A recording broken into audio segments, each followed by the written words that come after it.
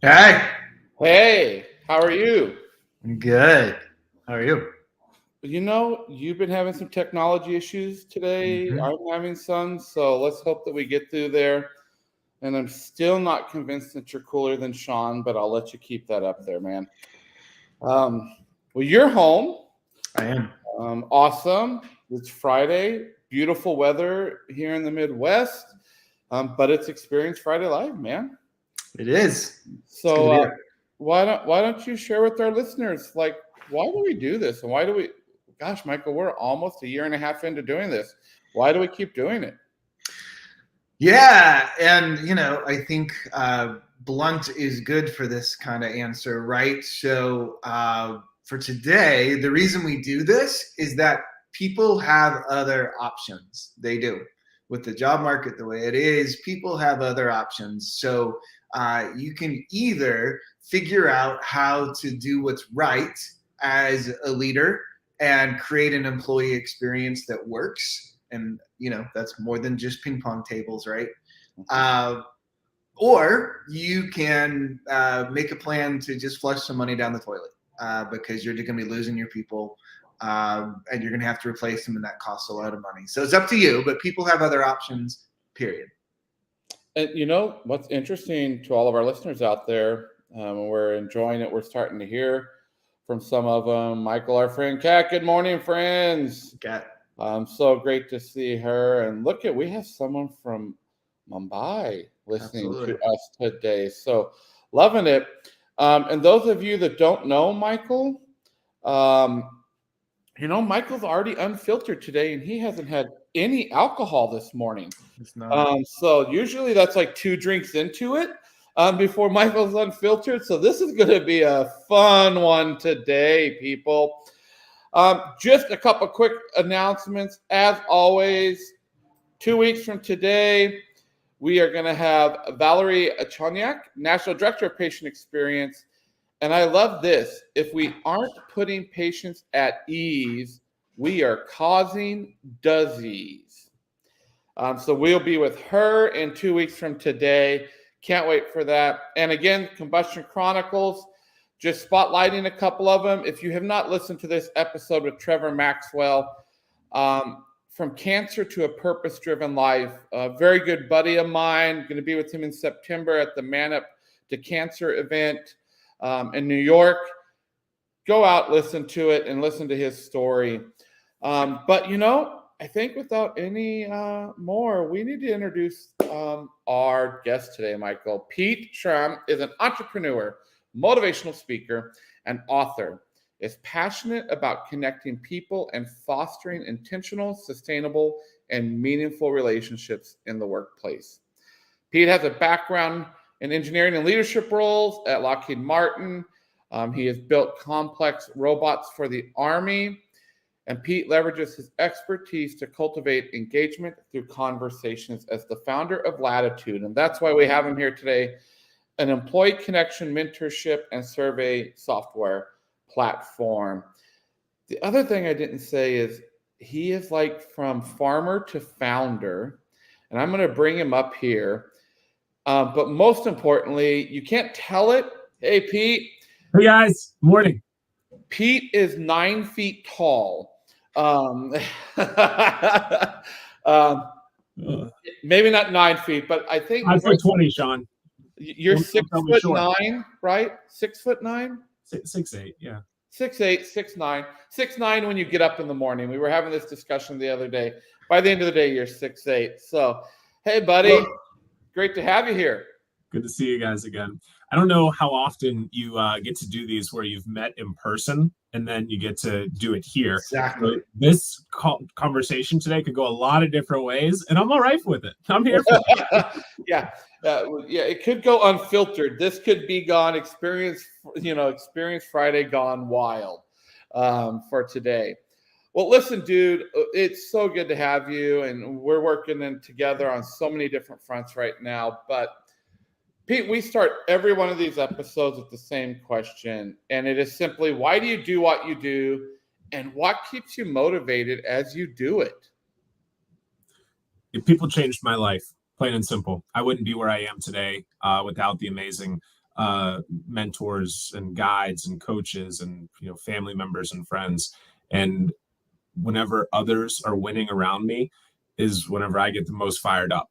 So I'm motivated by the success of others, and I get the most satisfaction when people are getting those aha moments. They're like, oh my gosh, I just talked to Michael. I just talked to Shawn. Now I believe I can do this, catalyzing those aha moments. I love that. Aha moments, right? Like those are we all can say some of those in our life, and that's what's so awesome. And before we dive into more questions, can you give the listeners a little bit of background on what Lattitude is and why you? Because let's be real, if you go out and follow Pete on LinkedIn, it says from farmer to founder. So give us a little bit of that history, and then why did you leave a career where it was a great career to go start this company? Yeah, so quick background. Grew up on a farm, being almost 9 feet tall. People said, "Hey, why don't you play basketball?" So I played basketball in high school, and about 80 different colleges said, "Hey, why don't you come here and play basketball?" I ended up going to school in Washington, D.C., studied engineering because I'd get a job, so I heard. And then did a study abroad in Hong Kong, first time out of the country. And I'm like, whoa, there's so much to this world. Went to work at Lockheed Martin. And that's whenever I learned, like, hey, these mentors are kind of important. So I'm moving all around the country, traveled around the world a couple of times. And I'm like, we really need these people in our lives. And, everybody says you got to have this thing, this mentor, this person, get those connections, build your network. But nobody really had a roadmap to professional growth. So a couple of years into work, I said, I guess I'll just build this, right? I love connecting people. There's a problem to solve. Talk about challenge and opportunity. Guys, those are the two things that really drive me. If it's easy, it's probably not for me, right, wrong, or indifferent, right? Maybe I'm a bit stubborn, but that was the journey. And like any, engineer, founder, right, haven't done this before, I Googled how to start a business, right? And so that's where it started. So a lot of learning along the way. Yes, I was fortunate to have a large team that I grew with. We were building robots for the Army. It was really, really cool, really, really complex. I was rarely the smartest person in the room, and I loved it. And it got to a certain point, right? There's this little thing called COVID. At the end of 2020, I said, hey, 6-figure salary, living in DC, fantastic, like career trajectory, business is growing on the side. I'm going to move home to my parents' basement in rural Pennsylvania and build this company because the world needs it. And if I'm not all in, how can I expect the growing team to be all in? Our investors, our partners, our customers. So I had to lead by example. So does it go against all things that the book says to do professionally? Yep. Are we statistically not set up to succeed? Yep. But is it fun and exhilarating beyond belief and the hardest thing I've ever done? Yep. Thanks, man. Like that, people always talk about, and Michael and I have had this conversation, everyone wants to start a business until it gets really hard. Right? And, Mofi, we're 7 years into it. Michael's been in there for 5, 6 of those years. And we went through some really rough times where we didn't know if Mofi was going to make it. And some days still in our heads, I think, is Mofi going to make it? You guys have bags now. But now, there you go. You carry the bag of Mofi. We got all of them. I want to start with this, and then Michael, I can only imagine where you're going to take this one with Pete. But I was reading just yesterday, and it's scary what I actually read, and it is Gallup just did a State of the Global Workplace 22 report, and they found out that employee engagement is just at 21%. And they go on to say that the report divided employees into 3 types based on their engagement. Imagine out of 100 people in your business, 21 people are powerfully rowing toward your company goals. That's less than 25%. Scary. Okay, Michael, Pete, Take it away. Well, I'll tee you up, Pete. It's not for me. It's not so much scary. It's one hell of an opportunity, right? So talk about that opportunity. Yeah, so one, Shawn, I'm glad that you're reading. This is great, and I think Gallup does a fantastic job. And we think about engagement, right? How do you measure that? I think the Q12 is a good tool, but we got to figure out what are we actually measuring. So whenever it comes to engagement, that's are people satisfied at work? Do they have a best friend? Do they have a lot of things? We like to focus in on connection, right? Because we can measure connection, well-being, satisfaction. Those all go up to the engagement umbrella. So I just want to make sure whenever everybody's looking at that, 1 out of 5 people are engaged at work. Okay, got it. Let's try and dive deeper. Maybe that's okay, right? I'd probably not, but we just want to make sure whenever we read something, we can't take it at face value. What does that mean to you? These are averages. I love Michael's approach to this. It's an opportunity, right? And we see a lot of organizations are reducing their workforce right now. Not all turnover is created equal, right? If we're doing some kind of a layoff, then, hey, maybe this is a good time to figure out, hey, we led these horses to water, but they're not drinking. Who is engaged? Who does want to be part of this? Who are those high performers? So one of the things that, we go through these tough times, we can't stop investing in our people, especially the ones that we want to have here. So where are those 21%? Let's dive down. Let's double down, triple down, quadruple down on them, right? What do they need? Do they, what else can we do to grow that from 21 to 22%, to 23%, 24%, right? And just listen. That's where, Shawn, you've taught me a lot about the, people experience, the employee experience, right? Trying this on for size, the people experience guy. We'll see how it lands, right? Michael, I'm writing a whole chapter of this book is around people experience, because at the end of the day, that's what matters most, right? We don't have our folks here. How are we going to get work done, right? So I get fired up about this, but let's figure out how we can work with those good ones, measure what matters, and let's actually take action, everybody. Well, and it's about designing the environment too, right? And I joke about it's more than ping pong tables, but I think there's just I think there's such a common back to saying, if it's easy, don't do it. There are so many easy solutions to fall in love with, and they're bullshit, right? So it is not about bringing pizza in on Tuesdays, right? It's not about the ping pong table. It's not just about that, right? Those things are fine, but sure. What if I hate ping pong? What if I'm not eating pizza? Right. It's not one size fits all. No. But it is the statement behind those gestures or those initiatives, right? And how to create that figuring out what the needs of those people are, and then doing whatever it takes to be able to, like you said, able to click on it, right? So it's not about the ping pong table, but it could be about creating joy at work, right? It's not about the pizza, but it is about stability and predictability, depending on who your people are, right? So yeah, exactly right. I think you're right on the money of double click on the people, get more of them, figure out how to do that, and then how to treat them well in the way that they need to be treated. One thing to think about there, takeaway, right? Before, we really invested in our workplaces, and it was kind of, it was people in places, but now it's people and processes, right? Mm-hmm. And we want to make sure that, hey, I don't really need to be in the workplace, right? So how can we invest in our folks remotely, hybrid, right? Meet them where they are. So I think that, we can still have those ping pong tables, but let's figure out what's really needed. At the end of the day, we got to keep growing. We got to keep moving forward. The world's not going to stop. Business is not going to stop. Well, and Michael, Pete, you've heard me say it.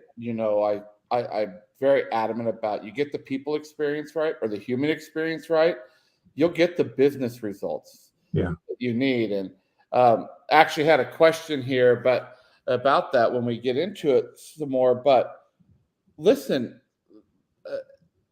who owns this this engagement and this experience in an organization, in your opinion? Because I obviously, you both work with me, Pete, and I've got associates on here right now from Offer Health, where I'm CEO as well now.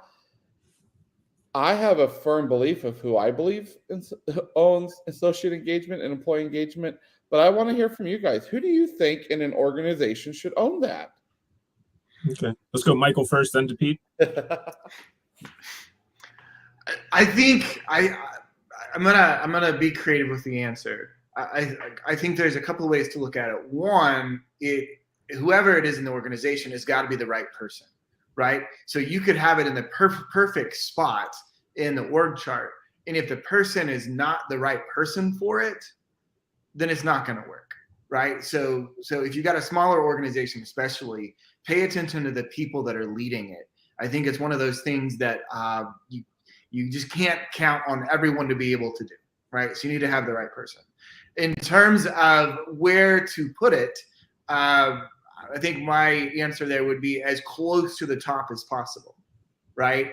And then however the rest of the stuff falls, I think that's less important. But it's got to be someone who answers to the CEO, or something that we're just now starting to explore, and it's going to have to be like other episodes, is, well, what happens when chief experience officers, customer experience officers, whatever it is, they become the CEO? What then? That's like terrifying for business organizations. So I know that's not a really specific answer. If anyone's looking for like an easy answer, but those are the things I would definitely consider. All right, 4 pieces. The executive team owns it, right? So the person at the top of the food chain says, hey, is this a priority? Yes or no? All of us are part of this. We all get to play a role. Hey, am I in or am I not in? We just saw those engagement numbers. Typically, this is driven forward and executed by people in HR, the people, and it gets integrated by the managers. Anybody that has direct reports is directly influenced by this, because there's a lot of folks out there, let's face it, guys, that check the box and that say one thing, but do another thing or do nothing at all. So those are my thoughts. So here's where I'm wanting to challenge that. So Michael was just tipping the hat of, I think, the keynote that I'm going to be, doing this year at a few conferences around, hello, I'm the CEO, but, don't tell them I'm really the chief experience officer, right? Because that's my background, right? And the team that I work with today, and Pete, we've brought Lattitude in, and I'm thrilled to say, we had like a 90-something% response rate on our very first employee engagement survey. That's huge. But then as I was reading that stuff around Gallup, I'm like, well, shit. Like, how do we really tap into what people need? I've seen some comments, and Jeffrey, he said it here. He goes, Shawn, that's because we need more human-centered leaders, right? Mm-hmm. And I just wish, I have to leave this one, because here's our chief of human experiences at Offer. Too many companies think the EVP is their benefits. Employees want more out of their work relationship. We need to truly care about people. Mm-hmm. Katie. Right? And so I just want to see us. I guess I'm just so effing irritated with C-suites, because we get so fixated on being executives in the weeds, in the day-to-day business, when, God, just focus on your people and let people do the business. I don't even know why I went down that, but I'm just like, how do we flip that on its head, Michael and Pete? Like, what do we do to flip that? What do we do? We're 3 disruptors here, and there's a lot of disruptors listening to us right now. What is that one piece of advice to say, go do this to start flipping it on its head in your organization. So I think, Michael, I'll go first here. It's walking the walk and talking the talk, right? Given the time in your busy schedule, Shawn, to meet with people, right? Hey, let's have one. I'm going to have 5 one-on-ones this week, and this is something that's important to me. I took that engagement, connection, well-being assessment, right? I'm doing these things. And it's like, oh my gosh, like if Shawn can do it, he's wearing like 85 different hats. He's busier than could be. But if he can do it, so can I, right? And then actually following through. So I think leading by example is important. The second part of that is giving everybody the resources that they need to succeed. And resources are time, their tools, their training. So we can say, hey, go and do this thing. It's important. And just a hammer, for example, right? If I don't really know how to use this tool, but you keep telling me to do it, and you're like, keep doing 30 minutes a week with this. And it's like, am I going to pound in a nail? Is it going to be a paperweight? Am I going to break a window? Guide me in the right directions. So walk the walk, talk the talk, and then give the resources and empower them. And the time is a big thing. Michael? I want to say something that I have never said out loud before. So this is like new thought, new idea. I would say if you are a CEO or a C-suite person who's struggling to understand this, you need to take an entire week off and you need to go shadow a leader who is doing it well for the entire week. So you need to find somebody on LinkedIn. You need to find somebody, not a coach, right? But you need to find someone that is actually doing it and doing it well in the way that you want to do it. And we would have people that we could recommend to you. Absolutely. And then you need to do the mini ethnographic research by going and shadowing them, maybe having some coffee with some of their other employees, just to get a sense for how it all works. Because it's not something you can read in a book. It's not something that you can get from watching a video. It is something that you have to immerse yourself in and be willing to change how you do business for it to actually work. And listen, Michael, I don't claim to be perfect, and the 2 people on here can tell you I'm not perfect as a leader, but I would invite anyone to come do that with me. I spent this whole week. I left Sunday in Cincinnati, Monday in Louisville, Tuesday, Wednesday in Chicago, Thursday, Friday in Columbus, and get home this afternoon back to Cincinnati. Why? Because I went and met with people, right? And I love some of the comments you guys that we're getting, Peter, and I agree, making action plans and follow through, solid. Melissa, follow through is so critical for leaders. Jeffrey, I don't know about this one yet, but maybe all CEOs need to wear Cycle Bunny apparel. No. The answer is no. Good thinking, though. And for someone like me, it's so natural to do it. So I know it's not for everybody to do it. But I think we need to challenge the industry. And Michael, what you just said there, I've been with Michael 7 years, full-time a lot, but 10 or 11 years, I've never heard him say that. And I've never even thought about it that way of, you want to learn it. You need to go spend a day in the life of, a week in the life of what that means and what that looks like. Because it's not always easy. Michael can tell you, again, he's been with me a lot of years. I have a lot of 16-hour days, 17-hour days, because many times during what would be a normal work hour, I'm making sure to be there for the people. Yeah. Offer health. Everyone knows, I know Melissa's on here, Katie's on here. My door stays open. If my door is closed in my office, it's because I'm on a call or something. But other than that, my door's open. And to put an asterisk on that, that's how you do it. Not everyone has to do it that way. Right. So it's more about taking the mindsets and that approach, all that, the people first stuff that you're talking about, Pete, and then figuring out how to implement that back into your your world, whatever that is. So one thing that folks I'm in the Pittsburgh area. One of the things that people regionally have asked me to do is, hey, can you come in and just do a couple of video interviews, 3, 5, 10 minutes with our executive team, so that folks, if we can't meet them in person, we can just hear a little bit of their story. I was like, me talk to people and like ask them questions? Sure, sign me up for that.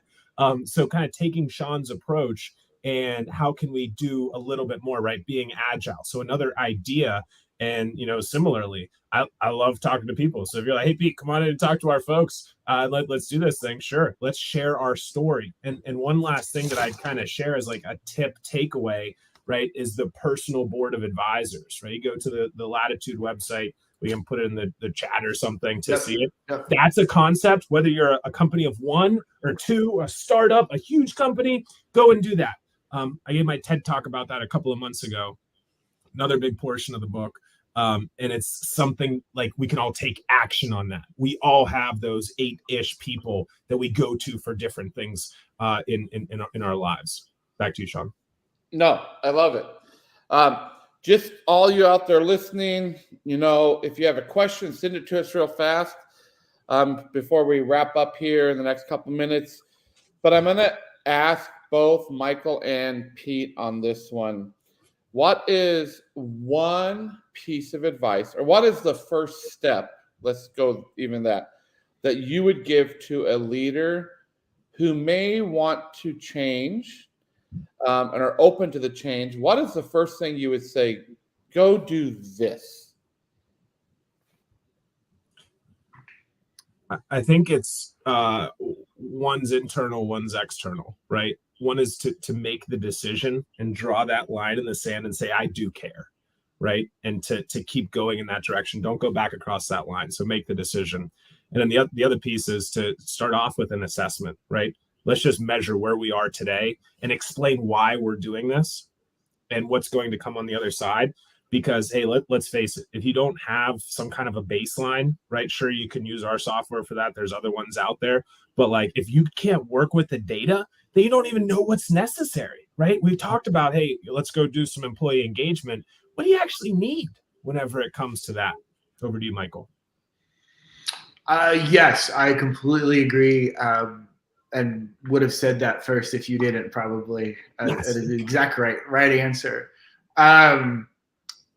I would say the first thing you need to do is you need to take a couple of professional development days, and you need to turn off your cell phone, and you need to go take a very, very long walk.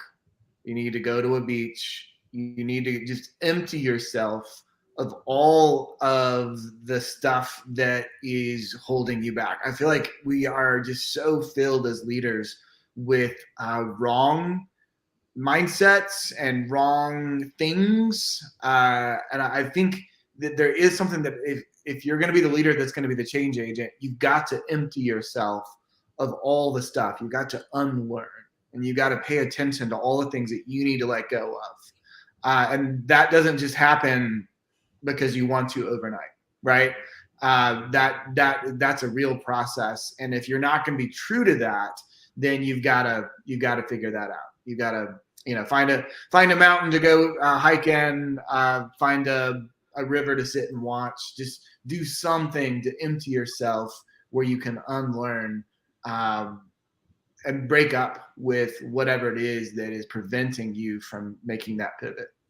And I think a quick shout out to Mofi, and what you guys have taught me is that sometimes you need an external expert to do some of these things, right? Reminder to all those folks that are out there, whenever you're sick, you go to the doctor. Whenever you need help with a house, you go to a carpenter, you go to somebody that builds houses. Whenever you need help with recalibration and experience, go to the experienced people. So like, it's okay to not have all the answers. Sorry, Shawn, I gave you another one. No, I love it. That's great. We'll close the show with this, because I've been asked several times over the past 2.5 months, Shawn, why did you take this new position as CEO of Offer Health? Pete, you asked me, why did you do this? And I've never been able to wrap my head around what that right answer is. And I think through our discussion today, it has really given me clarity. And the reason I took this position at Offer Health is I wanted to do all the things that I knew was right and that we are out teaching people to do. And I wanted to go into an organization and bring it to life. So there's a story to tell that, yeah, if you walk through this process, you can transform an organization. And that's what is really starting to get exciting to me. And Pete, you're on the journey with this. Michael, you're on the journey with this because I brought in the external experts that knew what needed to happen. I don't claim I know the answers, but I have a network that I can pull people in, and we're going to transform an organization. And we're going to have an amazing story to look back on and say, this is a path. This is the process, right, Pete? You just got to be true to it. So, well, Pete, buddy, thank you so much for being on here. I'm sure we will have you again because this is such a popular topic. And I think leaders are really looking for answers today around this. So thank you, bud. If you'll hang out, Michael and I will close up the show and then come back and say bye to you. Thanks, everybody. Appreciate it. Talk soon. Thanks, buddy. All right, Michael, we are heading into the weekend. Any big plans? Not at all. You know, Carla and I were just talking about that this morning, and we're like, we don't have a whole lot, but we're going to just chill and enjoy the weekend. So until then, tell everybody else, 2 weeks from today, we will see you again here on Experience Friday Live. And to everybody else, thank you and have an amazing weekend.